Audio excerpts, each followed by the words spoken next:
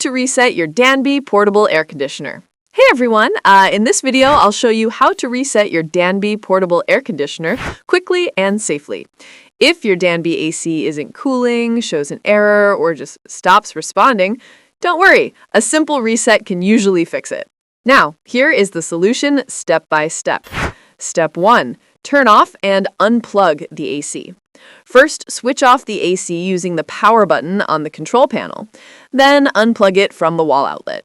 Wait for about 30 seconds to 1 minute to allow the internal circuits to fully reset. After waiting, plug the unit back into the outlet. Press the power button to turn it on. Sometimes this basic restart is enough to clear most minor glitches or errors. Step 2. Reset the control panel if error still shows. If your unit still isn't responding or shows an error code, find the reset button on the control panel, or remote, depending on the model. Press and hold it for 5 seconds until you hear a beep or see the lights blink. That means the control panel has been reset. Step 4. Check the drain tank or filter. If the unit shuts off again or keeps beeping, the drain tank may be full or the air filter may be clogged.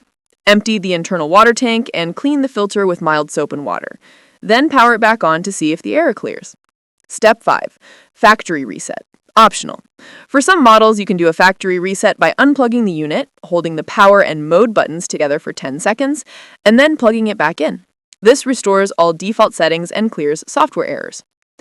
Important notes. Always unplug the unit before cleaning or resetting.